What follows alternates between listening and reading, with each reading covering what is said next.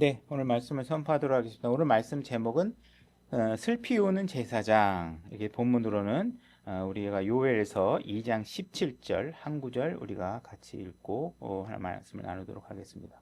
요엘서 2장 17절입니다. 오늘 다룰 본문은 한 12절부터 17절까지 말씀을 다룰 텐데 같이 그 중에 17절 한 구절 본문으로 읽겠습니다. 찾으셨죠? 우리 같이 소리내서 읽겠습니다. 준비 시작. 제사장들 곧 주를 섬기는 자들은 주랑과 제단 사이에서 울면서 이르기를 오 주여 주의 백성을 용서하옵소서. 주의 상속 백성을 치욕에 내주지 마시고 이교도들이 그들을 다스리지 못하게 하옵소서. 어찌하여 그들이 백성 가운데서 그들의 하나님이 어디 있느냐 하고 말하여야 하리이까 할지어다. 본문이니까 한번 오늘의 주제이기도 하고 주제가 담긴 구절이기도 하니까 한번 다시 제가 읽으면서 필요한 내용들을 언급하고 또 자세한 내용들은 본문 중에 다시 말씀하도록 하겠습니다. 자, 제사장들. 그래서 우리는 지금 여러 번에 걸쳐서 제사장은 무슨 일을 해야 되는가, 제사장에게는 어떤 책임이 따르는가, 어떤 의무가 따르는가, 이런 것들에 관해서 여러 가지 이야기들을 해왔죠. 그 중에서 우리 뭐 여러 가지 술을 마시면 안 된다, 이런 것들에 대해서도 얘기했고, 오늘은 그 제사장이 해야 하는 일 중에 우는 일을 해야 한다라는 주제를 갖고 지금 오늘 말씀을 나누려고 합니다. 그래서 제사장들은 곧 주를 섬기는 자들, 그러니까 제사장들, 곧 주님을 섬기는 자들. 오늘 신약 같은 경우에 저와 여러분들에 해당되는 얘기겠죠. 자들은 주랑과 제단 사이에서 울면서 이르기를 이렇게 되어 있습니다. 그래서 이따가 다시 언급하겠지만 주랑이라는 장소와 제단이라는 장소 그 사이에서 제사장들은 울 수 있어야 된다, 이렇게 얘기를 하고 있습니다. 울어야 된다. 뭐에 대해서 우느냐? 주의 백성을 용서하시옵소서 하면서 주님의 백성들이, 오늘날 신약 우리 얘기로 따지면 우리 하나님을 믿는 사람들이 하나님을 잘 믿지 못하고 여전히 죄에 빠져 있거나 이런 문제들이 있는 형제 자매들을 위해서, 그죠? 구약에서는 주님의 백성들이, 하나님을 아는 그들이 어떻게 하나님을 모르는 자처럼 저렇게 행동할 수 있을까? 그런 일들에 관해서 죄를 그들이 빨리 회개하고 하나님 앞에 돌아올 수 있도록 그들을 위해서 기도해라, 이런 얘기죠. 죄의 상속 백성을 치욕에 내주지 마시고, 결국은 그들이 하나님이 치욕스럽게 느끼는 것이 무엇이냐면, 주님의 백성이 이교도들의 법칙과 이교도들의 문화가 그들을 지배하게 만드는 것 자체가 하나님 입장에서는 너무 치욕스럽다는 것이. 그들이 분명히 하나님이 무엇인지를 알고 어떤 걸 요구하는지를 알고 있는데도 불구하고 그들은 세상의 질서 속에 동화돼서 이교도들이 그들을 다스리고 지배하는 상황을 만들게 된다는 것이죠. 그래서 그런 일들이 벌어지지 않았으면 좋겠다. 어째요 그들이 백성 가운데서 그들의 하나님이 어디 있느냐 하고 말하여야 하리까? 그죠?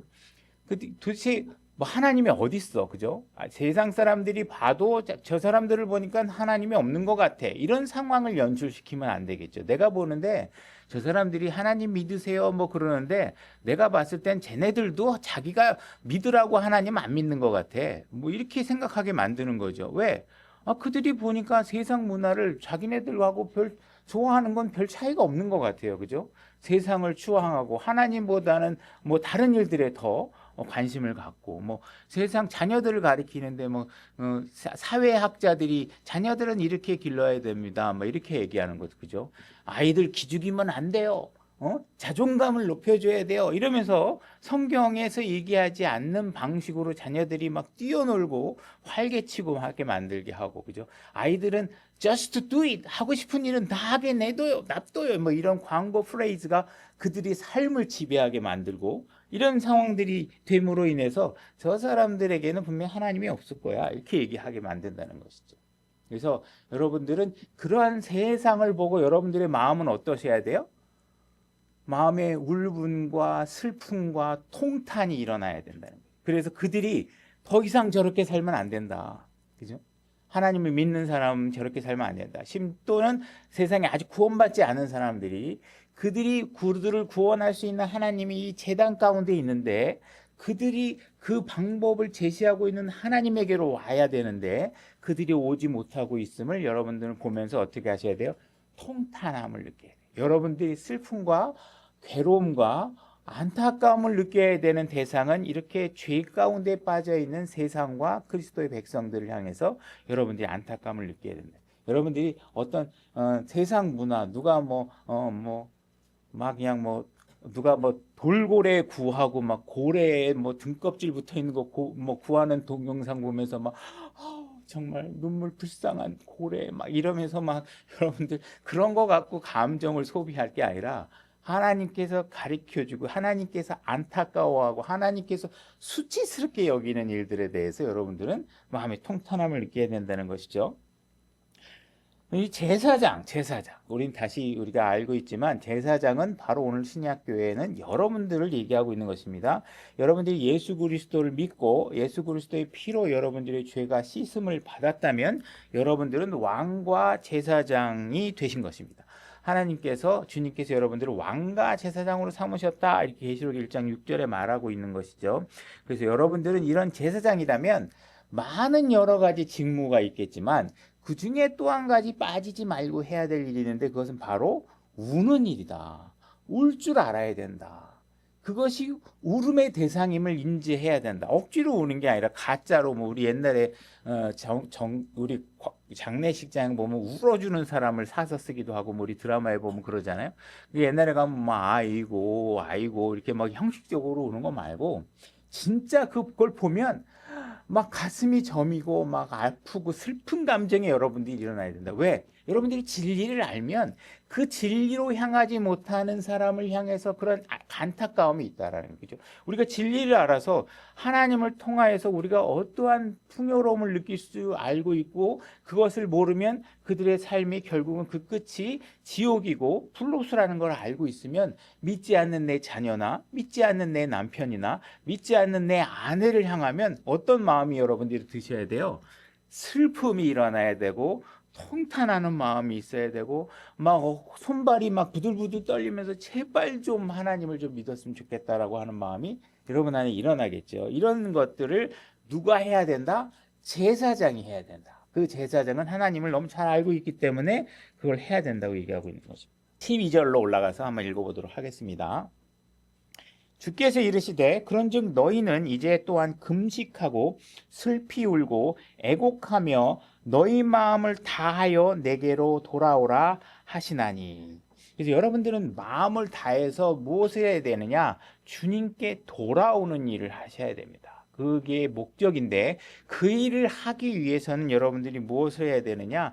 여러분들의 죄의 상태가 얼마나 여러분들이 끔찍한 삶을 만들어냈는지에 대한 인식을 하셔야 되고 거룩하라고 명령한 하나님을 조롱했던 내 말과 내 행동들이 얼마나 무지함에서 왔는지를 우리가 생각하고 고통스러워해야 된다는 거예요. 그러고 나서 그래야 여러분들이 하나님께로 돌아올 수 있는 거예요. 그죠? 그게 아니라 내 죄에 대한 고통은 없어. 목사님 얘기 들어보니까 예수님 믿으면 병도 고친다고 그러고 예수님 믿으면 우리 남편 예수님만 잘 믿으면 사업도 잘 됩니다. 이 옆에 있는 성도 보십시오. 사업이 안 됐는데 헌금 많이 했더니 사업이 60배 100배 해갖고 막 사업이 막 엄청 잘 됐습니다. 이런 거 믿고 예수님 믿는 게 아니라 내 죄가 하나님이 얼마나 수치스럽게 느끼는지에 대한 행동인지를 여러분들이 알고 주님께로 돌아오셔야 된다는 거예요. 그게 이루어지지 않으면 그냥 교회에 앉아 있어도 뭐예요? 구원받지 않은 거예요. 그 회개가 없이 돌아오는 건 안 된다는 거죠. 13절 너희 옷을 찢지 말고 너희 마음을 찢으며 그죠? 여러분들의 회개나 이런 것들이 겉에 형식적인 그런 것들이 되면 안 되죠. 그죠? 바리새인처럼 여러 사람이 보이는 앞에서 막 슬퍼하는 척하고 이렇게 하는 게 아니라 진짜 마음이 막 저미고 그죠? 이런 것들이 있어야 된다는 거예요. 주 너희 하나님께로 돌아올지라. 여러분들이 만약에 진짜 여러분들의 자녀가 너무 아파서 죽게 되면 여러분들이 어떤 마음이 들어요? 그런 마음이 들면 내가 이 자녀와 같이 죽어서 이 아이가 가는 곳마다 내가 보호해주고 싶고 막 이러잖아요. 하나님을 잘 모르는 상태에서 우리가 인간적인 본능 자체가 그죠? 그러니까 그런 저미는 마음이 있어야 된다는 거예요. 누군가를 죄를 향해서 죽어가고 있는 것. 그죠? 바울이 그냥 감옥에 간수가 목을 치려고 했을 때 그 죽음이 그냥 한 사람이 죽는 걸로 보는 게 아니라 바울은 뭐예요? 한 혼이 지옥으로 향하는 것을 봤기 때문에 그 칼을 멈추고 가지 못하게 만들었잖아요. 그거에 대한 마음의 스탠스가 있어야 된다는 거예요. 그냥 아우 저 불쌍해 죽으면 어떻게 이런 마음이 아니라 그의 삶의 끝을 보고 있다는 거예요. 지식을 통해서 하나님이 주신 지혜를 통해서 남들이 보는 요만큼의 시각을 상대방으로 보는 게 아니라 그 결과까지 다 보고 그 사람의 그런 어떤 행위들을 판단하기 때문에 그것이 가져올 결과를 보고 너무나 통탄하고 말리게 되고 그렇게 하면 안 된다고 하게 된다는 것이죠. 이게 여러분 마음을 찢는 마음이 있어요. 주 너희 하나님께로 돌아오라. 그분은 은혜로우시며 긍휼이 많으시며 분노하기를 더디하시며 큰 친절을 베푸사 재앙에서 뜻을 돌이키시나요. 여러분들이 하나님이 얼마나 감사한 일인지 생각해 보세요. 여러분들이 죄를 지으면 때로는 여러분들이 그 죄가 들통나기 싫어서 만약에 내 죄가 들통나면 아내와의 관계가 깨질 것 같고 내 죄가 들통나면 아버지와의 관계가 깨질 것 같고 여러 가지 인간관계에서 여러분들은 여러분들의 죄와 잘못들을 상대방 앞에 털어놓기 어려울 때가 많아요. 그러나 여러분들이 절박한 순간에 나도 모르게 거짓말을 하고 절박한 순간에 나도 모르게 남의 것을 탐심을 해서 내 주머니에 넣은 적이 있단 말이죠. 근데 하나님께서는 이 모든 문제에 관해서 무엇을 여러분들에게 허락하고 있냐면 걱정하지 말라. 난 다 용서해 줄 수 있다. 그렇다고 해서 너하고 나의 관계가 깨지지 않는다. 나는 그 모든 죄를 허물고 너의 모든 것들을 용서할 수 있을 만큼의 모든 것들을 이미 다 이뤄놨다라고 얘기하신다는 게 이게 얼마나 높은 우리가 큰 축복인지를 우리가 알아야 된다는 것이죠. 그래서 그런 것에 큰 친절을 베푸사 재앙에서 뜻을 돌이키시는 만약에 그렇게만 한다면 너희가 지금 지옥으로 향하는 그 재앙의 끝을 돌릴 수 있게 해주실 수 있는 분이 누구시다? 하나님이시다. 나는 능력이 없죠. 여러분들이 죄를 졌어요. 나한테 와서 잘못했다고 그래. 그러면 개인적인 무슨 문제와 오해는 풀 수 있지만 그 죄를 이미 버리는 거에 대해서 지옥으로 가는 거는 내가 해결해 주지 못해. 하나님만이 하실 수 있어요. 그분은 하실 수 있는 능력이 있으시면서 용서해 주시겠다고 얘기하고 있는 것이죠. 그분께 돌아오사 뜻을 돌이키고 하나님께서는 복을 주는데 이 복이 무엇이냐? 우리가 받을 수 있는 복이 무엇인지 여러분들이 잘 아셔야 돼. 뭐냐? 너희 하나님께 드리는 음식 헌물과 음료 헌물을 자신의 뒤에 남겨두실지 누가 아느냐? 지금 너희들이 지금 죽음으로 향해서 그 죽음이 그냥 육신적인 죽음이 아니라 지옥으로 향하는 그 죽음 앞에서 하나님께서 복을 주시는데 그 복이 뭐냐? 다시 하나님을 찾아서 예배와 경배를 할 수 있는 여지를 너희들에게 줄 수 있을지 누가 알겠느냐? 그러니까 우리가 복을 누릴 수 있다라는 그 근본적인 첫 번째 단추가 뭐예요? 예배를 드릴 수 있다는 자체가 여러분들에게 복이라는 거예요. 교회에 나와서 하나님께서 왜 교회를 만들어 주셨어요? 그분을 경배하고 예배 드릴 수 있는 공간을 만들어 주셨다는 거예요. 이게 복의 출발이라는 거예요. 근데 여러분들이 만약에 예배를 드리는 걸 무시하고 그냥 내 개인적인 무슨 의지와 무슨 개인적인 성경 읽는 행위나 이런 것들만 가지고 유튜브 정보를 쌓는 것만으로 내가 무엇인가 하나님의 신앙생활을 하고 있다. 이건 복이 아닌 거예요. 복은 뭐예요? 예배를 드릴 수 있는 거예요. 내가 뭔가 드릴 수 있는, 예배 드릴 수 있는 여건들, 희생물 드릴 수 있는 거, 그죠? 이런 것들을 드릴 수 있는 것들을 하는 거. 여러분들이 몸이 희생물로 하나님께 드려줄 수 있는 것. 이 상황이 됐다는 게 여러분들에게 큰 축복이라는 것이죠. 시온에서 나팔을 불어 금식하는 일을 거룩히 구별하고 엄숙히 집회를 소집하라. 자, 예배는 뭐예요? 모이는 거예요. 모이는 거. 소집하는 거예요. 예배는 말씀을 듣는 게 아닙니다. 예배는 말씀을 듣기 위해서 모이는 거를 말씀하시는 거예요. 그러니까 유튜브 보는 거 이건 예배가 아닙니다. 예배가 아니. 자꾸 요즘에 유튜브 교회 이렇게 인터넷 교회 이런 것들 해가지고 언어의 유희를 하면서 마치 교회 다니기 싫어하는 사람들이 조회수나 좀 올려주면 되는 것처럼 이렇게 생각하는 교회가 있다면 그건 예배가 아니에요. 교회가 아니라는 사실을 이해하셔야 됩니다. 자, 백성을 모으고, 그죠? 모여야 돼요. 모여야 돼요. 회중을 거룩히 구별하며 장로들을 소집하고 아이들과 젖바는 자들을 모으며, 그러니까 백성들을 소집하는데 아이들이든 어른들이든 누구든지 다 예배로 오셔야 됩니다. 신랑은 그의 방에서 나오게 하고 신부는 그녀의 골방에서 나오게 하라. 여러분들이 저 오늘 신혼여행이라 못 와요. 이렇게 하면 안 된다고 얘기하고 있는 거예요. 성경이 정확하게 짚어서 여러분들이 신혼이라는 이유로 모이는 일에 하나님 앞에 모여서 죄를 회개하고 하나님 앞에 경배드리는 일에 나는 그것이 이유가 돼서 못 나온다고 하는 것이 하나님 앞에 용납되는 일이 아니라는 사실들을 아셔야 되는 거예요. 물론 빠지게 되는 일이 있겠죠. 그러나 분명히 여러분들이 명심해야 될 것은 하나님 앞에 흠이 되는 행위라는 사실은 이해하시고 하셔야 돼요. 그죠? 우리 그 사실은 아셔야 된다는 거예요. 제사장들 17절 곧 주를 섬기는 자들은 주랑과 제단 사이에서 울면서 이르기를 오 주여 주의 백성을 용서하옵소서 주의 상속 백성을 시옥에 내주지 마시고 이교도들이 그들을 다스리지 못하게 하옵소서 어찌하여 그들이 백성 가운데서 그들의 하나님이 어디 있느냐 하고 말하여야 하리이까 할지어다. 그래서 우리가 지금 이 12절부터 17절까지의 말씀을 다루려고 하는데 우리가 구약에 있는 모든 말씀을 오늘 신약 성도들에게 적용할 수는 없지만 구약에 기록된 모든 기록들은 이전에 기록된 모든 기록들 그죠? 로마서가 기록될 당시에 이전에 기록된 것들은 다 구약 성경을 얘기하는 거겠죠.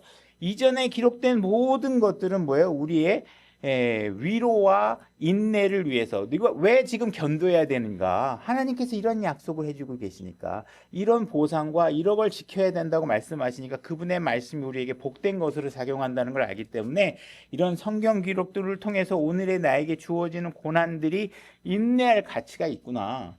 이것을 인내해야 내가 당금질을 당하고 내가 더 누군가를 사랑할 수 있는 존재가 될 수 있구나. 내가 고통을 겪어봐야 남들이 그 고통이 무엇인지를 이해할 수 있겠구나 하는 것들 다 우리가 하게 된다는 것이죠. 그래서 우리가 위로와 소망을 우리에게 주신 것이다 이렇게 얘기하고 있죠.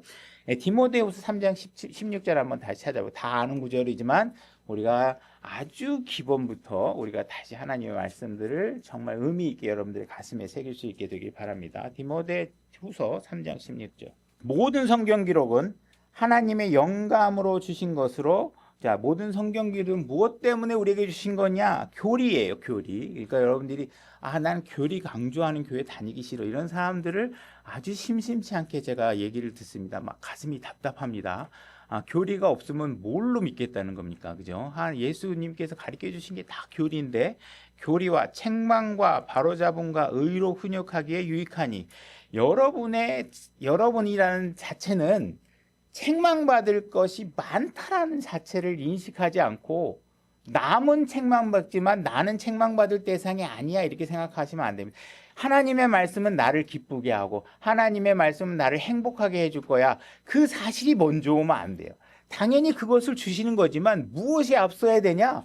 여러분들이 잘못되고 있는 것들이 하나님의 말씀과 일치되는 상황이 이루어지기 전에 여러분들은 절대로 행복할 수 없어요. 그죠? 여러분들이 하나님 말씀과 틀리게 살고 있으면 어떻게 그 틀리게 사는 삶에서 하나님의 주시는 축복과 복, 행복과 기쁨을 맛보겠어요. 여러분들이 성경 기록, 기쁨은 따라오는 거예요. 뭘 하면? 여러분들이 하나님의 말씀으로 책망받아서 그 책망을 통해서 여러분들이 교육받아서 바로잡아지면 여러분들의 삶은 기쁨이 오는 거예요. 근데 그 과정을 생략하고 주님 저에게 기쁨을 주십시오. 저에게 위로를 주십시오. 그렇게 얘기하면 하나님은 너 위로받고 싶으면 내 말씀대로 해야 돼. 너 지금 틀리게 하고 있는 거 바로 잡아. 이건 내가 해줄 수 있는 게 아니야. 네가 결단을 내려서 해야 돼. 이렇게 말씀하시는 거예요. 이 선후 관계를 잘 이해하지 못하고 사람들이 전부 다 우리가 왜 기복적이라고 그래요? 자기가 할 거는 하나도 안 하면서 주님 자식 잘 되게 해주십시오. 자식 잘 되게 하려면 어떻게 하셔야 돼? 말씀으로 자녀를 꾸짖고 책망하고 하나님의 말씀과 다른 일을 바로 잡을 수 있을 때 바로 잡아야 되죠. 그 어릴 때 잡아야죠. 다 커놓고 머리 다 컸는데 그때 야구방망이 들고 가르치려고 그러면 되냐고요? 안 되잖아요. 그죠? 안 되는 건 또 안 되는 대로 포기하셔야지. 내가 잘못 길러놓고 머리 큰 애를 그냥 그때부터 가르치겠다고 이리 휘두르고 저리 휘두르고 그러면 안 된다. 그때는 하나님께 맡겨야 돼. 그죠? 그러니까 여러분들이 그런 것들을 잘 이해하셔야 된다면. 그래서 여러분들이 오늘은 운다 이 말씀에 대해서 우리가 오늘 구약이 얘기해 주는 것 중에 왜 울어야 되는지에 대해서 말씀해 주시는 것을 우리가 배우려고 하는 것입니다. 그래서 운다라는 건 뭐야? 내 마음에 슬픔과 고뇌가 지금 표현되고 있다는 증거로 나타나는 게 뭐냐면 우는 일이에요. 그죠? 울음을 저는 이제 그 드라마나 영화 보면은 막 그냥 잘 울어요. 막 이렇게 갈수록 눈물이 더 많아지는 것 같아. 그냥 우리 와이프는 조롱하면서 울었어? 그러면 나는 그냥 막 헉헉거리고 막 울어야 돼. 그 우는 게 왜 그래? 절제하려고 그래도 울음이 나오는 게 반응이 나오는 게 내 안에 그 슬픔이 공감이 되니까. 그죠? 안 울어. 분명히 시나리오를 내가 알고 스토리 예상을 다 알면서 내가 울지 말아야지 하는데도 울음이 나오더라고. 그게 왜 그러냐면 그 감성을 자극하면 내가 참아도 잘 안 돼요. 그러니까 제사장 입장에서는 어떠셔야 돼요? 그 눈물이 막 자연스럽게 나와야 돼. 왜? 그 슬픔과 안타까움이 공감되면 나올 수밖에 없어요. 그럼 눈물이 안 나온다는 얘기는 뭐예요? 그 슬픔이 그만큼의 깊이로 나에게 공감되지 않기 때문에 그런 것이죠. 그래서 우리 주변에 어떤 형제, 자매들, 상처받는 혼들, 그들이 하나님 말씀에서 벗어나고 힘들어하는 삶을 살 때 우리가 그들을 위해서 그들의 처지를 이해하고 그들을 비난하라는 게 아닙니다. 그들을 비난하거나 저주하거나 아이고 그렇게 살더니 쌤통이다 이게 아니라 막 그들의 아픔이 막 내가 더 기도하지 못한 것 같아. 그죠? 우리가 오늘 힘들어하는 자매님, 한 자매님이 우리에게 계시지만 그 자매님을 위해서 우리가 입술의 고백에 어떤 것들이 나와요? 내가 더 열심히 기도하지 못한 게 너무 후회스러워. 이런 고백이 제가 듣잖아요. 그죠? 저도 마찬가지고 좀 더 기도하지 못한 것 같다고 생각이 들 때가 있죠. 이런 마음이 우리 안에 들도록 하나님께서 요구하고 계신다. 제사장이라면 우리가 누군가를 위해서 함께 고통들을 공감하고 그런 일들을 해야 된다. 우리가 기뻐하는 일들을 함께 기뻐해야 하기도 하지만 그들이 우는 일들에 대해서도 우는 자와 함께 울 수 있어야 된다라는 사실들을 성경에서 얘기하고 있고 이 문장은 17절은 let이라는 영어 단어로 시작하고 있습니다. 그러니까 우리 그렇게 합시다. let, 그죠? 그래서 그런 우리가 어떤 그런 분위기를 우리가 그렇게 하도록 하자. 이런 일을 우리가 해야 될 만한 일인 것이다 라고 얘기하고 있다. 이렇게 말씀을 이해하셔야 됩니다. 자, 17절에서 우리가 주랑과 제단 사이에서 올라 이렇게 얘기하고 있죠. 그러니까 이 말씀의 표현들이 좀 흥미롭게 우리에게 다가올 수 있는데 무슨 얘기냐면 주랑이 예를 들어서 그냥 정확하지는 않지만 개념 여기가 이제 하나님의 제단이다 그러면 우리가 쫙 들어오면 이만하게 지금 현관의 공간이 있잖아요. 그죠? 이게 성전에서 그 성전에 들어오는 입구에 현관과 같은 이렇게 넓은 공간들이 있단 말이에요. 그것을 주랑이라고 하더라고요. 그러니까 그 성전에 들어오는 입구, 그 현관의 공간은 결국은 무엇과 접하고 있어요? 그 바깥의 세상과 접하고 있죠. 그래서 우리 제사장은 세상으로 나가면 안 돼요. 나가면 안 돼요. 그 경계 끝과 제단 사이를 오고 가면서 어떻게 하셔야 돼요? 그 제단 바깥에서 세상을 향해서 움직이는 사람을 향해서 어떻게 해요? 하나님께로 이끌어서 그분이 너의 문제를 해결하실 수 있는 분, 너희들의 삶의 고통뿐만 아니라 죽음 이후에 가야 될 그 장소까지의 문제까지 해결할 수 있는 분, 그들을 위해서 기도하라는 거죠. 결국은 세상과 하나님 사이에서 그들을 위해서 하나님을 멀리 떨어져서 생활하고 있는 사람들, 하나님을 아는 백성임에도 불구하고 하나님이 아니라 이교도가 지배하는 문화를 살고 있는 사람들을 향해서 우리는 어떻게 하셔야 돼요? 기도해라, 중보해라, 그들을 위해서 살아라. 그러니까 제사장은 나 잘되게 해주세요. 우리 집안 잘되게 해주세요. 내 사업 잘되게 해주세요. 내 아들 잘되게 해주세요. 우리 아내, 마누라 잘되게 해주세요. 우리 엄마 아버지 건강하게 해주세요. 이거에 대해서 언급하지 않아요. 뭐에 대해서 얘기해요? 죄로 고민하고 있는 다른 사람들, 그죠? 여러분들의 주변에 있는 사람들을 위해서 기도하라는 거예요. 기도는 그래서 뭐예요? 다른 사람을 위해서 하는 것이 기도예요. 그게 가장 중요한 기도예요. 물론 여러분들이 갖고 있는 모든 기도들은 하나님께 다 기도가 용납되는 것이지만 우리가 제사장의 오피셜한 입장에서 하나님께서 요구하고 있는 중요한 핵심 뭐냐면 남을 위해서 기도해라. 그들이 세상과 하나님 사이에서 우리가 너는 고민하면서 그들이 하나님께로 가까이 갈 수 있도록 그들의 일들을 위해서 고민해라. 그들의 고통을 공감하면서 그들에게 다가가라. 그죠? 바울은 어떻게 했어요? 이방인들에게는 내가 이방인인 것처럼 다가가고 유대인들에게는 유대인인 것처럼 다가갔다 그랬잖아요. 그러니까 유대인들한테 갈 때는 유대인의 옷을 입고 유대인의 의관을 차려입고 회당에 들어가서 순서를 기다리다가 간증할 기회가 오면 얘기하죠. 그러나 세상 사람들에게는 어떻게 해야 돼요? 유대인의 복장을 다 걷어내고 세상 사람들과 똑같이 가서 그들에게 그들의 고민을 듣고 야, 너 왜 이렇게 무식한 거 믿어? 이런 게 아니라 그들의 믿음을 존중하고, 그죠? 그러나 네가 찾고 있는 이 신보다 내가 갖고 있는 이 하나님이 어떤 하나님인지에 대해서 소개함으로 인해서 우리가 왜 그 하나님을 믿어야 되는 것인지, 네가 지금 이런 복을 위해서 그 신을 믿고 있는데 사실은 우리 하나님은 그거보다 더 큰 능력이 있으셔. 그래서 우리가 갖고 있는 이런 종교적인 본능을 하나님께서 주셨는데 그 종교적인 본능을 올바르게 사용해야 돼 하면서 그들을 자연스럽게 인격적인 모독을 당하지 않고 하나님께 올 수 있도록 그들을 이끄는 일을 제사장이 한 것이죠. 그거는 공감으로부터 오는 능력이에요.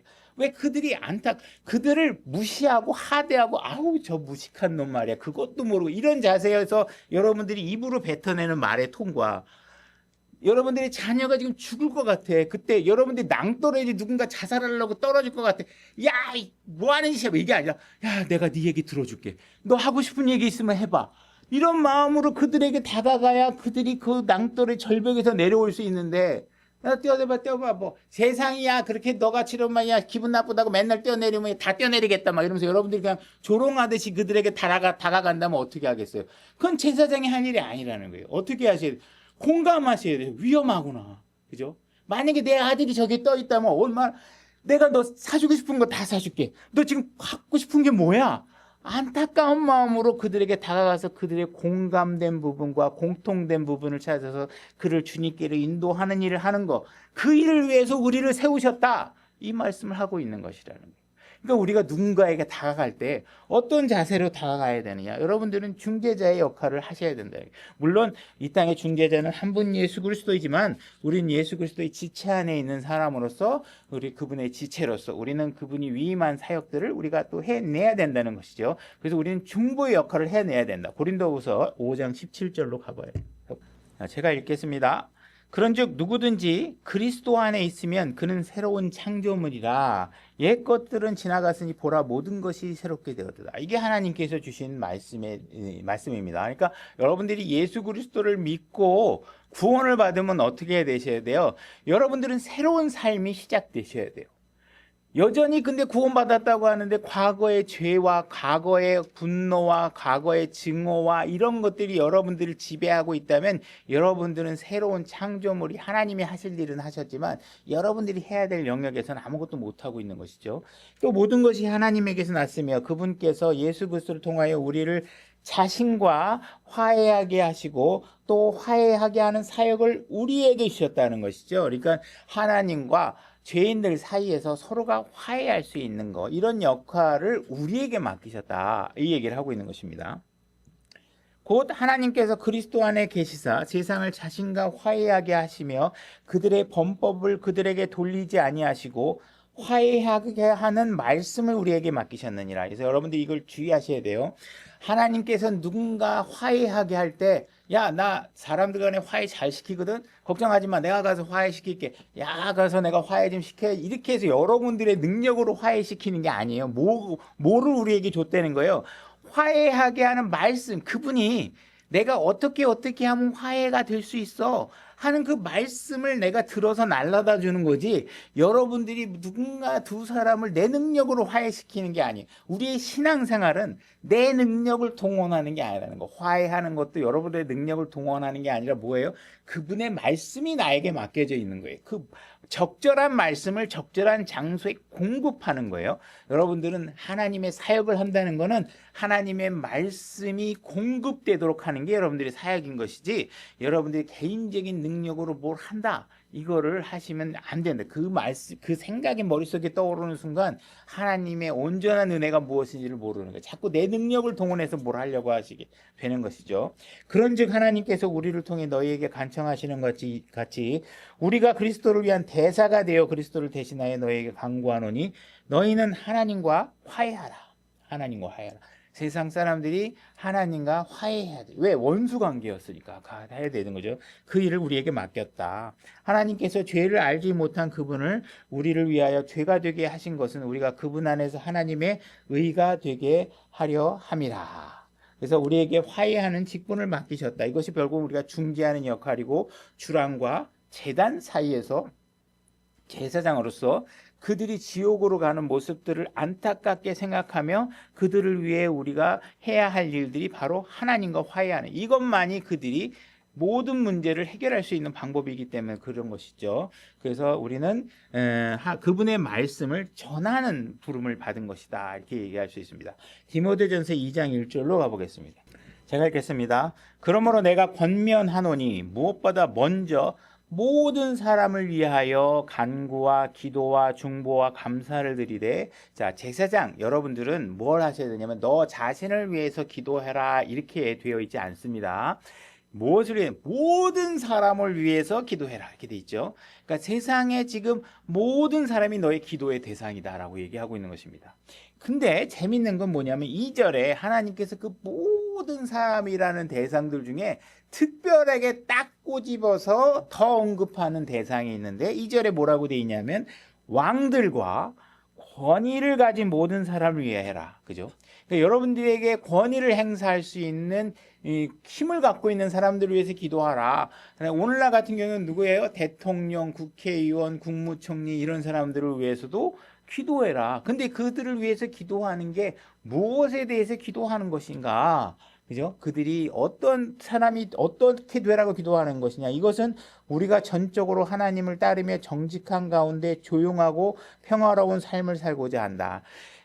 무엇을 위해서 기도해야 되느냐? 그들로 인해서 우리의 신앙생활, 하나님께 경배하는 일이 방해받지 않게 하도록 기도해라. 그죠? 이 출애굽기에서 이집트로 나갈 때 그 이집트 왕에게 하나님이 선포하게 하신 말씀이 뭐예요? 이들이 떠나서 하나님을 경배할 수 있게 하라, 이렇게 하고자 한다, 이렇게 하셨잖아요. 그죠? 그분을 경배할 수 있는 일이 방해받지 않도록 그들이 그런 쪽으로 정책을 피거나 그런 쪽으로 법을 만들거나 그런 쪽으로 힘을 쓰지 않도록 기도하게 하는 거예요. 그렇게 하려고 그러면 우리가 할 수 있는 방법이 뭐예요? 그들이 하나님을 믿도록 기도하는 거 말고는 다른 것이 성경 속에 주어져 있지 않습니다. 이것은 하나님, 곧 우리의 구원자 앞에서 선하고 받으심. 우리가 모든 사람을 위해서 기도하는데 그 중에서도 왕들을 위해서, 권위 있는 사람을 위해서 기도하는 것이 더 특별하게 뭐라는 거예요? 선하다, 굿한 일이다. 이게 정말 좋은 일이다. 왜? 그것이 경배받는 일에 가장 큰 힘을 갖고 있으니까. 그죠? 그들이 우리를 핍박하면 정말 그거는 대책이 안 쓰잖아요. 그죠? 그래서 이런 일들에 관해서 얘기하고 있다. 그래서 우리는 모든 사람들을 위해서 기도해라. 그들에게 중보할 수 있어야 된다. 왜? 우리는 서로가 너무 연약한 존재잖아요. 우리는 우리 자체가 서로가 서로를 위해서 필요한 것이 무엇인지를 보고 관심을 가지고 그들의 필요를 채워달라고 하나님께 기도할 필요가 있다라는 것이. 우리는 내가 잘나서, 나 혼자 잘나서, 나 걱정하지 마, 나 위해서 기도하지 마, 난 내가 다 알아서 할 거야, 이렇게 말하면 그게 교만이잖아요. 그렇게 될 수 없잖아요. 우리는 다 부족한 게 있죠. 우리가 900년을 살아도 모든 걸 다 모르는데, 지식의 한계가 있는데, 우리가 이제 고작 80년, 이제 조금 요즘 수명이 늘어서 그래도 100살까지 사시는 분들이 좀 많이 늘어나긴 하지만 100살까지 해봐야 우리가 몇 가지 일을 하다 가겠어요. 그죠? 나는 뭐 이런 쪽으로 잘하면 저 사람은 다른 쪽으로 잘하고, 그죠? 서로가 갖고 있는 재능을 서로에게 도움이 되게 사용할 수도 있고, 하나님께서 그에게 필요한 인력이 누군가가 와서 도움을 줄 수 있게 할 수도 있고, 우린 각자 서로에게 연약한 존재로서 기도해야 될 일들이 많이 있다는 것이죠. 그래서 그들의 문제가 해결될 수 있도록, 그죠? 우리가 지금 아파서 누워 계신 한 자매님을 위해서라면 우리가 기도할 수 있는, 그에게 좀 좋은 의사가, 아니면 지금의 의사라도 하나님의 영적인 눈이 떠져서 발견하지 못한 걸 발견하고, 이런 치료를 한번 하면 좋아질 수 있겠다. 정말 내가 이 연구 논문 하나 최근에 봤는데 이제 이런 방법을 하나 시도해 보는 게 내가 발견했다 하면, 어떻게 우리가 그동까지 사용하지 않은 새로운 방법을 통해서 한 자매님이 또 그 건강한 육신과 몸을 그대로 썩히지 않고 새로운 소망으로 익혀낼 수도 있는 거 아니겠어요? 그들의 눈이 떠지게 해달라. 그들이 눈이 떠져서 뭔가 그 자매에게 필요한 일들이 공급될 수 있게 해달라고 기도할 수 있겠죠. 이것이 바로 우리가 해야 될 일이라는 것이죠. 너의 모든 염려를 다 주께 맡겨라. 이는 그가 너희를 돌보심이라. 베드로전서 5장 7절 말씀이죠. 그래서 우리가 좋을 때든지 어려울 때든지 하나님 앞에 나아가서 우리가 자신을 위해서뿐만 아니라 누군가의 다른 사람을 위해서 기도하는 이것이 필요하다는 것이죠. 그러니까 여러분들의 기도 제목에는 여러분들의 자신을 위한 기도 목록보다는 다른 사람을 위한 기도 목록들이 더 많이 있어야 되겠죠. 그것이 정상적인 그리스도인의 생활이라는 것입니다. 그래서 우리가 성경에서는 하나님을 잊은 모든 민족은 지옥에 간다고 말씀하고 있습니다. 시편 19편 17절입니다. 세상에서 길을 잃은 사람들이 죽어가고 지옥에 가고 있는 것입니다. 이걸 보면서 여러분들은 그 주랑과 제단 사이에서 울어야 한다. 이렇게 요엘서에서 지금 우리가 이야기하고 있는 것을 읽고 있는 것입니다. 세상 사람들을 보면 죽어가고 있고 그들이 그냥 죽어서 모든 삶이 끝나는 게 아니라 불 속에 들어가고 영원히 그 괴로움 속에 들어가야 되는데 그것을 향해서 우리가 기도할 수 있어야 된다. 그게 공감이 일어나야 되고 안타까움이 일어나야 되고 해야 된다. 이렇게 얘기하고 있죠. 그래서 아까도 얘기했다시피 특별히 왕들을 위해서 언급하고 있다는 것입니다. 그래서 우리가 더 이상 이 세상에 정치인들이 국회의원들이 이교도들을 위해서 그죠? 불교나 뭐 다른 종교들을 위해서는 좋은 법들이 많이 막 생기는데 막 기독교에게는 무조건 그죠? 불편한 법들을 막 만들고 그러면 안 되겠죠. 그죠? 이교도들을 위해서 일하는 게 아니라 하나님을 믿는 백성들을 위해서 그들이 일할 수 있게 우리가 기도할 필요가 있다는 것이죠. 하나님께서는 우리가 그런 기도를 하는 것이 아주 선하고 받으실 만한 것이다. 이렇게 얘기하고 있습니다. 자, 그리고 로마서 9장 1절로 가보겠습니다. 우리는 또 무엇을 위해서 우리가 울고 안타까워하고 도움을 나누어야 되는지 로마서 9장 1절로 가보겠습니다. 제가 읽겠습니다. 내가 그리스도 안에서 진실을 말하고 거짓말을 하지 아니하노라. 내 양심도 성령님 안에서 나에 대해 증언하거니와. 그러니까 바울은 진짜 지금 양심을 가지고 거짓말하는 게 아니라 진심으로 얘기하는 거예요. 진심으로 얘기하는 거예요. 내게는 마음속에 큰 근심이 있고 계속해서 슬픔이 있노라. 지금 어떤 슬픔이냐? 육체에 따른 내 형제들, 내 친족들을 위해서라면 차라리 내 자신이 그리스도로부터 저주를 받기를 바랄 수도 있으리니 이렇게 얘기하고 있죠. 이게 지금 뭐라고 그랬어요? 지금 진실로 얘기한다는 거예요. 우리가 말할 때 이건 논리적으로 하자가 있어 보여요. 제가 볼 때는, 제 개인적으로 볼 때는 이미 구원받았으면 지옥에 안 가는데 뭐 그리스도로부터 저주를 받는 상태가 되지도 않는 일인데 어떻게 이런 말을 논리적 모순으로 하지? 근데 지금 바울은 어떤 마음이냐 하면 이게 진심이라는 거예요. 내가 대신 지옥에 갔으면 좋겠다고 생각하는 거예요. 이게 진심이라는 거예요. 왜? 지금 바울이 예수님을 다메섹 가는 길에서 예수님을 만나기 전까지 지금 바울은 어떤 일을 했던 사람이에요? 예수 믿는 사람을 다 잡아 족치고 그 주변에 자기 친족들과 지금 같은 혈통 안에 있는 유대인들에게는 저런 잘못된 종교를 믿는 거는 무식한 일이야. 잘못된 일이야. 이런 일들에 관해서 엄청난 영향력을 행사했던 사람이에요. 근데 자기가 예수 그리스도를 알고 나니까 지금 자기가 과거에 내가 한 일이 지금 뭐야? 그들을 지옥에 가는 일들을 계속 부추겼던 거 아니에요. 그러니까 지금 진짜 자기는 진심으로 내가 차라리 진짜 하나님의 예수 그리스도의 저주를 받아서 지옥에 가더라도 저들이 구원받았으면 좋겠다는 거예요. 그죠? 이 친족들이, 내 가족들이, 나하고 같은 혈통을 갖고 있는 내 민족이 구원을 받았으면 좋겠다는 거예요. 이게 얼마나 절실하게, 정말 그 마음이 얼마나 진심이겠어요. 내가 이 진리를 못 믿게 만드는 일에 1등 공신이었던 사람인데 이 일을 알고 나니까 자기가 했던 일들이 너무 고통스러워서 내가 너무 괴롭다는 거예요. 내가 그냥 하나님 지옥에 그냥 가고 저들이 대신 구원을 받으면 안 될까요? 이 마음이 진심에서 나온다는 거예요. 얼마나 절실한 거예요. 그죠? 그러니까 여러분들이 친족을 위해서 여러분들이 기도하는 일도 여러분들의 몫이라는 거예요. 여러분들이 하나님이 알기 전에 그들과 말을 섞으며 하나님을 조롱했던 일. 야, 하나님이 뭐야? 야, 이거 하나님 믿는 사람들 보니까 전부 다 웃기고 말이야. 그러니까 여러분들이 하나님 믿는 사람들을 조롱했던 일을 하나님을 알고 나면 여러분들이 뱉었던 모든 말들이 여러분들에게 어떻게 다가오느냐, 정말 부끄러움과 비수. 설령 그때 내가 맞아 같이 꿍짝 야야 맞아 하나님 믿는 사람들 보니까 너무 미개해. 아우 그치 넌 절대로 하나님 믿지 마라 막 이렇게 했던 얘기가 결국은 내가 그 사람을 하나님을 믿지 못하는 쪽으로 달려가게 밀었던 내 행위가 얼마나 괴롭게 느껴지겠어요. 그죠? 그럼 여러분들은 어떻게 하셔야 돼요? 정말 비통한 마음을 갖고 그들을 향해서 기도하실 수밖에 없잖아요. 하나님 너무 미안합니다. 하나님 너무 내가 마음이 괴롭습니다. 그냥 차라리 내가 나 한 사람 지옥에 가더라도 내가 밀어놓고 하나님께로 다가오지 못하게 밀어냈던 많은 사람들을 하나님께로 가게 하면 어떻게 해줄 수 없을까요? 이 마음이 바울에게는 엄청나게 절실하고 진심으로 느껴졌던 순간이라는 것이죠. 근데 우리 다뤘던 요엘서 2장 17절에 주의 백성을 용서하옵소서 이게 spare thy people 이렇게 돼 있는데 결국 용서해달라는 이 말의 영어 단어가 spare라는 것이 뭐냐면 그들을 구해달라 이렇게 얘기하고 있는 거예요.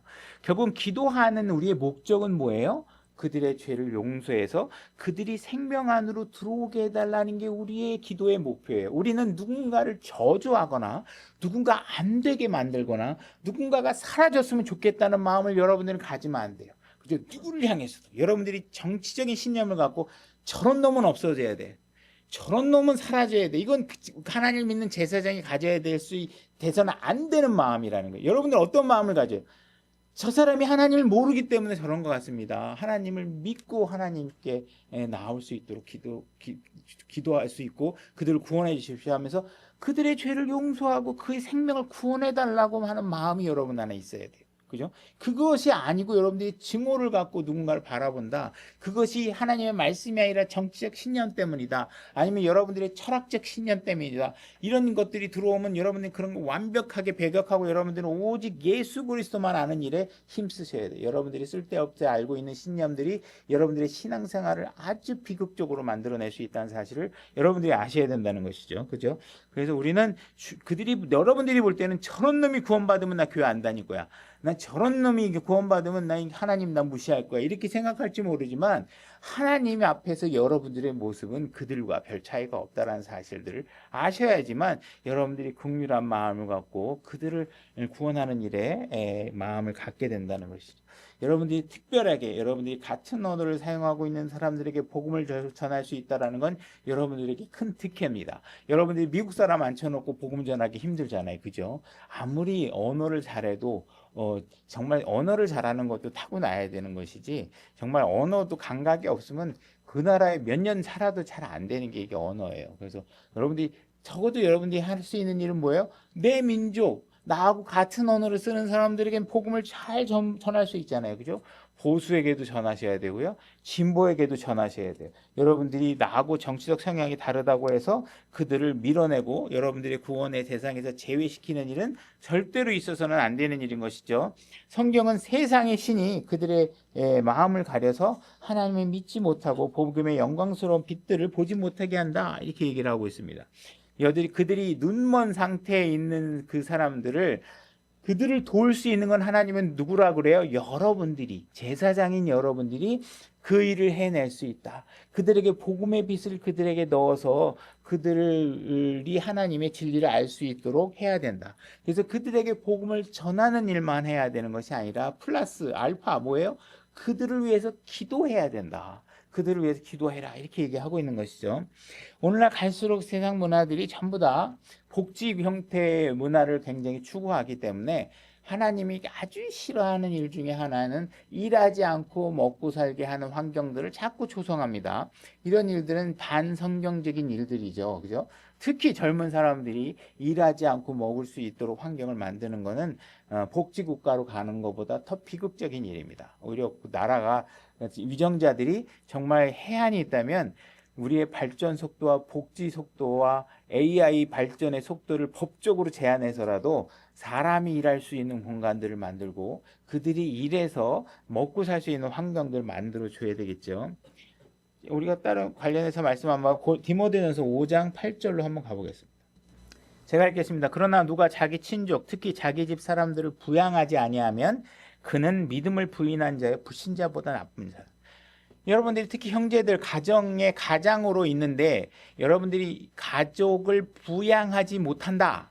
경제적으로 부양하지 못한다. 그럼 성경은 분명히 그거는 불신자보다도 더 나쁘다. 이렇게 얘기하고 있습니다. 만약에 여러분들이 이런 상황에 충족하지 못할 수 있겠죠. 우리는 하나님 말씀 앞에 충족하지 못한 게 한두 가지가 아닙니다. 그러나 여러분들이 이것이 하나님 앞에 내가 올바르게 서 있지 못하는 결핍 조건이 될 수 있구나라고 생각하신다면 여러분들은 이 일 또한 여러분들이 노력하시고 이 부분에 관해서 특히 자녀들에게 이런 부분에 관해서 잘 주지시켜서 그들이 경제 활동을 할 수 있을 때, 그죠? 우리 나이 들어서는 뭐 이거 할 수가 없죠. 뭐 나이 들어서는 경제 활동을 할 수가 없으니까. 그러나 여러분들 자녀들은 이러한 질서를, 그래서 여러분들이 저는 이제 한데 이 킹제임스 진영 안에서도 결혼하는 사람들이나 이런 사람들이 어떠한 마음으로 결혼을 해야 되고 어떠한 자세로 직업을 얻어야 되는지에 관한 가치관들을 좀 잘 설정하고 갔으면 좋겠어요. 다들 지식은 방대한데 그 사는 모습이나 그들이 현실적인 조건들을 보면 정말 하나님의 말씀이 뭘 얘기하는지도 모르고 사는 사람들이 너무 많은 것 같아요. 그래서 이런 일들에 관해서 우리가 결혼을 한다면 내가 결혼하려고 하는 그 아내를 적어도 경제적으로 잘 살게 만들어주는 거는 하나님이 조건을 안 했지만 먹고 사는데 지장 없게끔 그들을 해야 돼. 내 아내뿐만 아니라 누구까지 해야 돼요? 친족들까지 돌볼 수 있는 상황이 돼야 된다. 이게 그리스도인의 삶이다. 이 삶을 바로잡는 일의 대상이 된다라는 사실을 아셔야 되는 것이죠.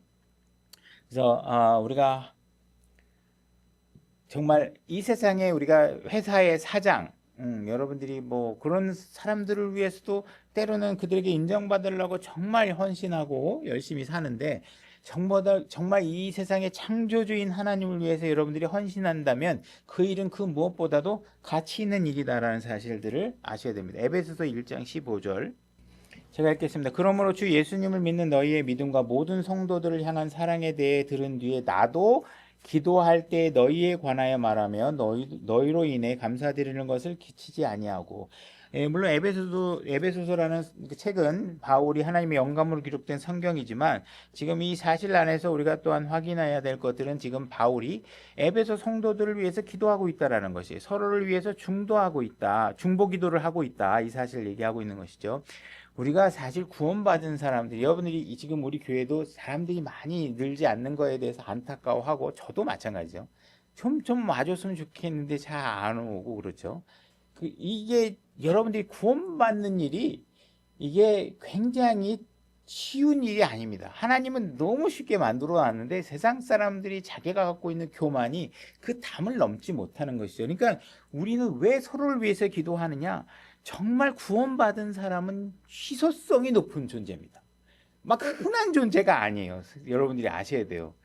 진짜 구원받은 사람은 그게 흔하지 않을 수 있다라는 거예요. 그러니까 우리는 그 소중한 존재들을 위해서 서로 기도하셔야 된다는 거예요. 그리고 체리시라는 단어가 우리가 로마서에서 처음 사용되는데 구약에는 등장하지 않는 단어입니다. 이 체리시라는 단어는 사랑이라는 단어인데 내 자신을 희생하는 것을 포함하는 사랑을 얘기하는 것입니다. 그러니까 누구에겐가 나를 희생시켜서 사랑을 전달하는 것이죠. 그죠? 여러분들이 교회 나오면 여러분들이 하다못해 걸레질을 하건 주방에서 일을 하건 뭐 음향을 준비하건 반주를 하던 뭘 하던 여러분들은 여러분들의 시간을 하나님 앞에 다른 성도들을 위해서 희생하면서 살아가는 것입니다. 그래서 이런 사랑의 희생이 필요하고 여러분들이 그렇게 희생을 하면서 해야 되는 게 뭐냐면 여러분들이 함께 앉아 있는 옆에 있는 형제 자매들이 하나님께서 값주고 사신 사람이라는 것을 여러분들이 그 존재 가치를 이해하시고 그 존재는 그렇게 흔한 존재가 아니라는 사실들을 아셔야 됩니다. 1장 17절 우리 주 예수 그리스도의 하나님 곧 영광의 아버지께서 지혜와 계시의 영을 너희에게 주사 그분을 알게 하시고. 우리는 하나님의 지혜가 필요합니다. 특히 제가 이제 경험한 사례라면 우리가 코로나 팬데믹 사태가 벌어지게 되면 이전에 없었던 상황이 벌어지면 내가 양들을 어디로 이끌어야 될까? 어떻게 해야 될까? 그죠? 이거 예배 잠깐 멈춰야 되나? 뭐 이런 상황들이 복잡하게 머릿속에서 일어납니다. 이 국가에 사는 정책이니 이럴 때 하나님께서 여러분들이 이끌고 있는 교회 목자나 감독들이 올바른 판단과 지혜를 가지고 여러분들이 이끌어갈 수 있도록, 그죠? 여러분들도 경험하지 못한 경험 속에서 그 일을 지혜롭게 판단할 수 있도록, 그 지혜는 아무 데서나 막 오는 게 아니라 어떤 게 여러분들이 성경 말씀들이 막 유기적으로 조합되면서 그것이 여러분들의 상황에 적합한 판단을 내릴 수 있도록 하는 거겠죠. 그래서 여러분들이 말씀을 많이 숙지해서 그 말씀들이 여러분들에게 올바로 작동할 수 있도록 이렇게 기도하셔야 돼요. 그래서 우리는 나는 성도들을 위해서 기도하고 여러분들은 저 교회 리더를 위해서 기도함으로 인해서 이 교회가 지혜롭게 끌려 이끌어져 나갈 수 있도록 여러분들이 계속 기도하셔야 된다는 것이죠. 그래서 지혜와 계시의 영을 너희에게 주사 그분을 알게 하시고, 그래서 여러분들은 하나님 예수 그리스도를 더 분명하게 알아갈 수 있도록 하나님께서 이끌어 주신다, 이렇게 얘기를 하고 있습니다. 18절 너희 지각에 눈을 밝히사 그분의 부르심의 소망이 무엇이며, 여러분들은 많은 사람들이 나는 이걸로 부름을 받은 것 같아, 나는 저걸로 부름을 받은 것 같아 라고 얘기하지만, 또 어떤 사람들은 나는 하나님께서 어떤 재능으로 섬기길 원하시는지 나 아직 발견을 못했어, 이런 사람들이 있을 수 있겠죠. 우린 그런 사람들이 하나님께서 그 자매와 형제들을 부른 소명이 무엇인지, 무슨 이유로 그들이 어떤 곳에서 어떤 재능으로 섬기길 원하는지 그들이 알아낼 수 있도록 서로를 위해서 기도하실 필요가 있다는 것이죠. 그래서 서로의 소명이 무엇인지를 위해서 함께 기도해라. 그래서 그분의 상속 유업의 영광이 얼마나 풍성하며 그분의 강력한 권능의 활동에 따라 믿는 우리에게 베푸신 바 그분의 지극히 큰 권능이 어떤 것인지 너희가 알게 하시기를 구하노라. 그 강력하고 큰 능력이 무엇이냐? 20절 그분께서 그리스도를 죽은 자로부터 살리시고, 그죠? 예수 그리스도가 죽음에서 일어난 부활의 능력, 그것이 바로 하나님께서 갖고 계신 예수 그리스도가 갖고 계신 가장 큰 능력이라는 것입니다. 그 능력이 여러분들에게서 일어날 것이라는 것이죠. 왜? 그분이 죽은 자 가운데서 살아났으니 우리도 죽지 않고 나중에 죽더라도 다시 살아날 것이구나. 이것이 바로 우리를 엄청난 능력을 갖게 해주는 그 근본 모티브라는 것이죠. 죽음과 사망 모든 것으로, 죄로부터 완벽하게 우리를 세우실 수 있는 그 능력, 그것이 예수님께서 십자가에서 이루시고 무덤에서 일어나심으로 이루는 그 권능이 우리 안에서 발휘될 수 있다. 그래서 그분의 죽음과 다시 부활하심이 우리의 삶 또한 승리를 이끌어갈 수 있다, 이 사실을 말씀해주고 계시는 것이죠. 그래서 우리가 공중에서 그분을 함께 만나게 될 것이다. 자, 우리 눈물하면 빼놓을 수 없는 예레미야 제사장에 있는 예레미야에서 1장 1절로 가보겠습니다. 3장 21절로 가보겠습니다. 일단 예레미야는 여러분 눈물의 제사장입니다. 우는 제사장입니다. 3장 21절로 바로 가보겠습니다. 자, 예레미야 3장 21절 제가 읽겠습니다. 이스라엘 자손이 슬피 울며 간구하는 소리가 높은 곳에서 들렸으니 이는 그들이 자기들의 길을 굽게 하며 주 자기의 하나님을 잊어버렸기 때문이로다.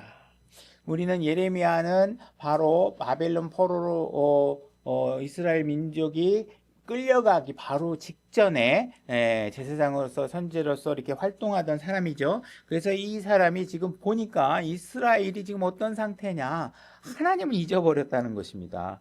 오늘날 교회에도 보면 하나님을 알고 너무나 기쁜 마음에서 엄청나게 흥분을 갖고 교회에서 모든 걸 다 할 수 있는 것처럼 막 시켜만 주면 다 할 수 있는 것처럼 막 해가지고 막 하다가 조금만 지나면 그 열성이 다 사라져서 그냥 교회도 나오지도 않고 어디가 사라졌는지도 모르겠는 상태가 되는 사람들이 많이 있죠. 그죠? 주님에 대한 관심이 멀어지고 세상에 대한 관심이 극도하게 넓어져서, 그죠? 어느 순간에는 킹제임스 성경에 거의 1세대처럼 이 교회 진영 안에 있다가 오랜만에 만났더니 더 이상 이제 킹제임스 성경에 대해서는 좀 관심 없어요. 뭐 이런 고백을 하는 걸 듣게 됩니다. 그들이 하나님을 잊어버리고 그런 상황들이 벌어지는 것이죠.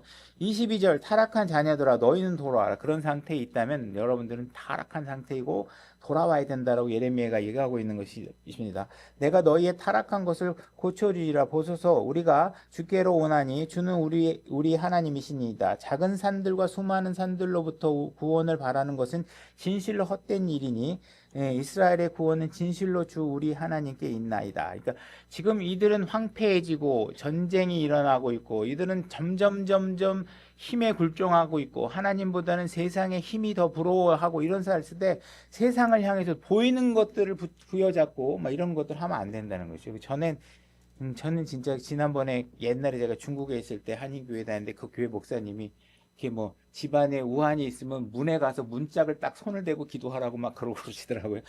그게 그런 거 잘해야 이게 교회가 먹힙니다, 사실은.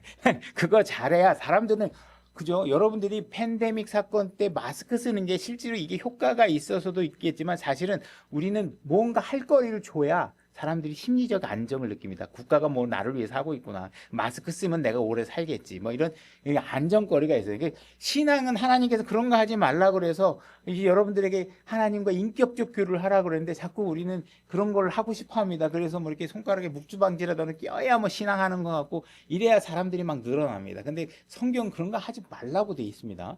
그래서 환경을 보고서 뭘 하면 안 됩니다. 하나님께 우리 생각이 미쳐야 됩니다. 하나님께 가야 되죠.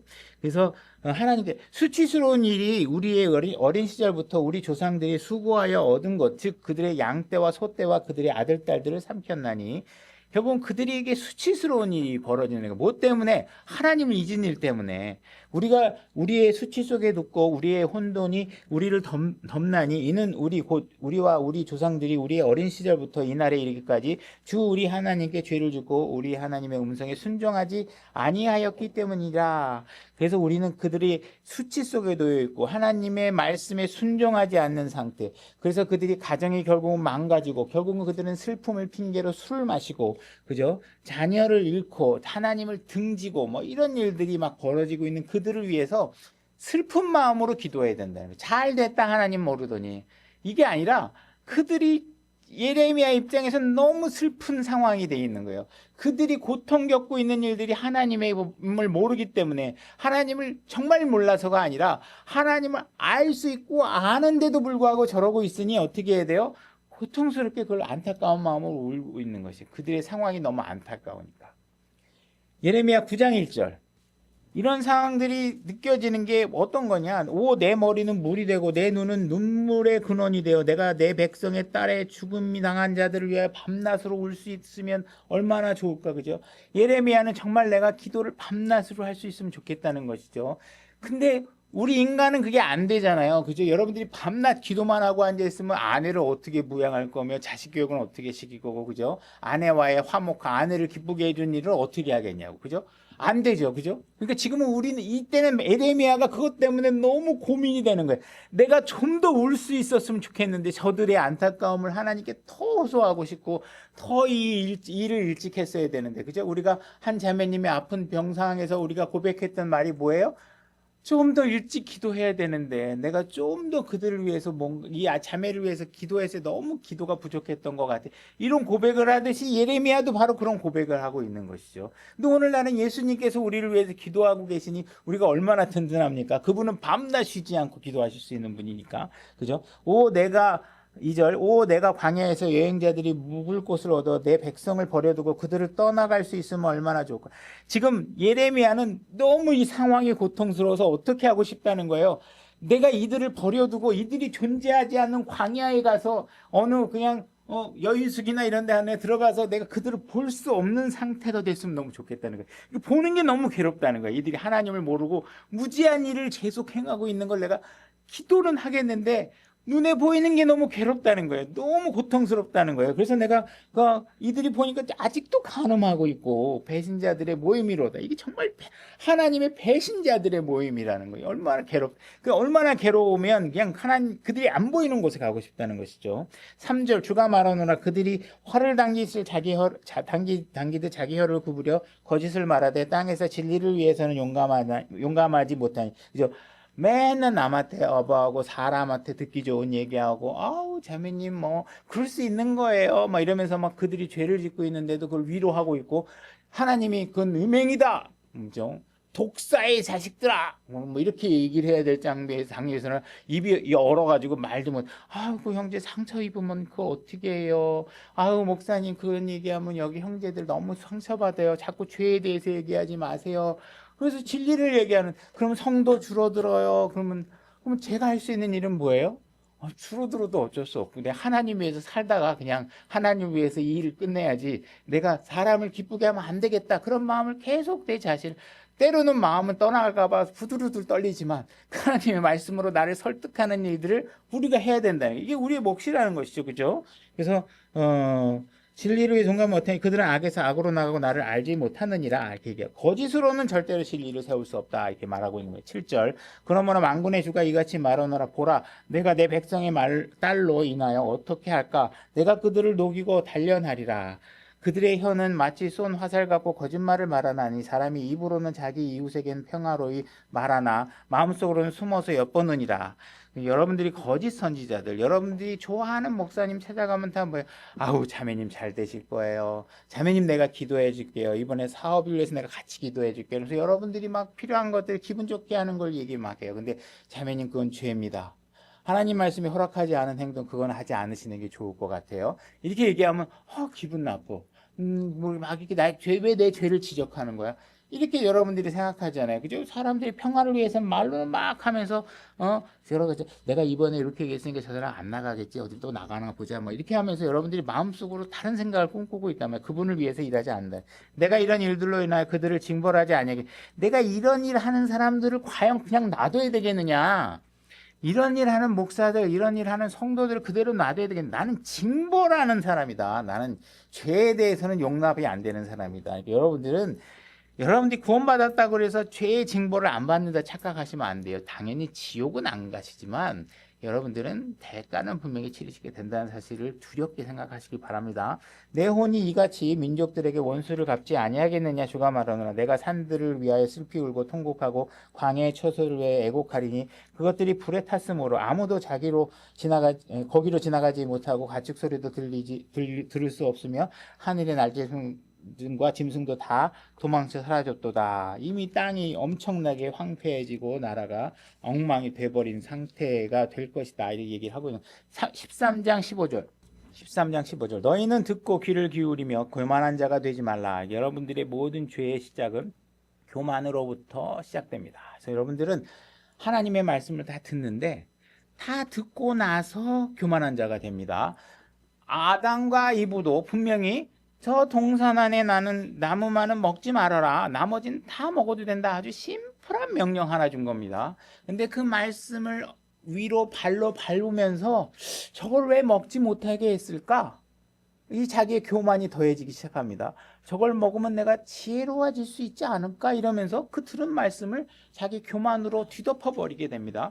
여러분들은 들은 것만으로 여러분들이 하면 안 되고 거기에 교만이 들어가면 안 됩니다. 여러분들이 제가 항상 얘기하는 거지만 킹제임스 진영에는 많은 사람들이 하나님의 말씀을 듣고 귀로 다 듣는데 그 말씀을 어떻게 사용해요? 남을 찌르는 데 사용하고 남에게 상처 주는 데 사용하고 자기를 높이고 교만해지는 데 사용하는데 아주 문제가 있습니다.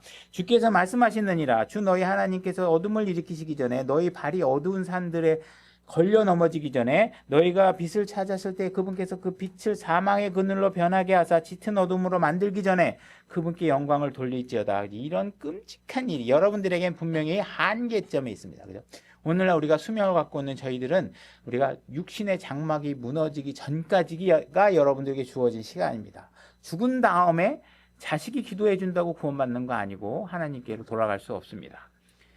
그렇지 않으면 여러분들이 살아있지만 예수님께서 하늘에서 와라 그래가지고 교회가 들려 올라가고 이 땅에 남겨지면 여러분들은 또 이 기회가 사라지는 것이죠. 그러나 만약 너희가 그것들을 드리려 하지 아니하면 내 혼이 너희의 교만으로 인해 은밀한 곳에서 울리니 주의 양떼가 포로로 끌려갔느니라. 내 눈이 심히 통곡하고 눈물을 쏟으리라. 그죠? 지금 예레미야는 지금 앞날에 보이는 장면들을 얘기하다시피 하는 거죠. 지금 바빌론 포로가 되기 바로 직전에 제발 이 일이 안 일어났으면 좋겠다.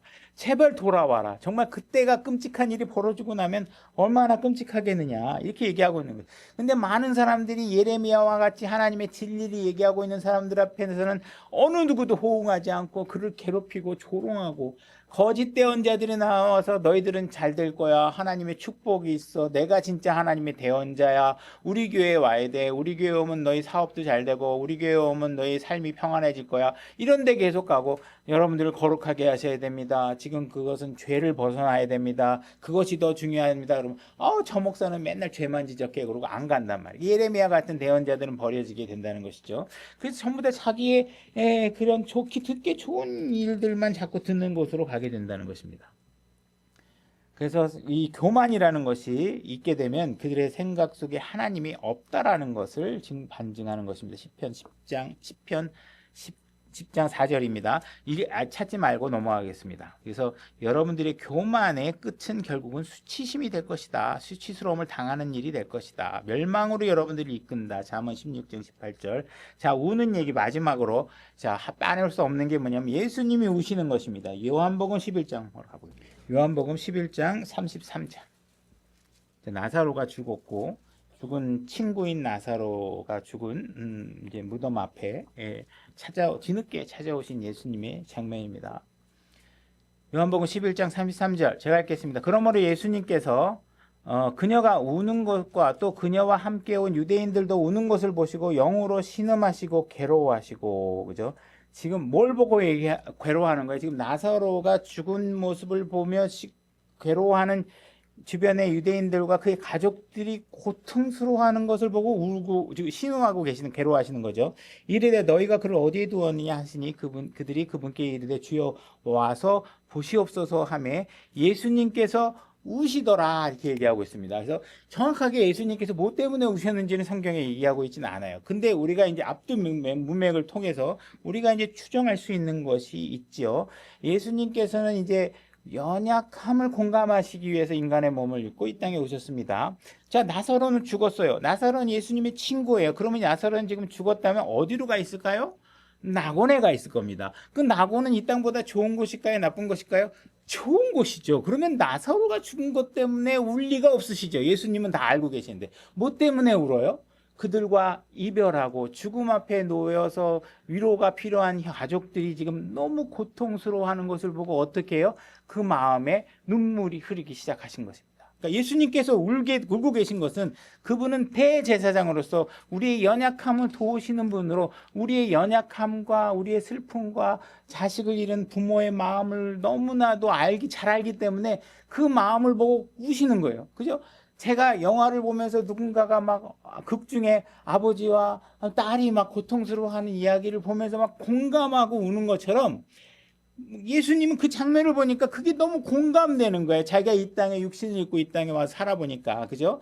그래서 그 고통을 보고 울게 되는 것이죠. 창조자 하나님께서 우리 인간의 고통을 공감하신다는 게 얼마나 감사한 일이겠냐는 것이. 이 땅에 한 번도 안 오셨다면 우리는 얘기할 수 있잖아요. 이거 고통 겪어보셨어요? 이거 아세요? 그러나 예수님이 이 땅에 오셔서 배신도 당하고, 그죠? 어머님 앞에서 자기가 이별을 고해야 되고 여러 가지 슬픔, 친구가 죽는 것도 봐야 되고 그것을 보면서 고통스러워하는 가족들도 보고 이런 것들을 보고 있다라는 것입니다. 그래서 찾지는 않겠지만 시간에서 시편 8편 4절을 보면 사람이 무엇이기에 주께서 그를 생각 속에 깊이 두시나이까 이렇게 얘기하고 있는 것이죠.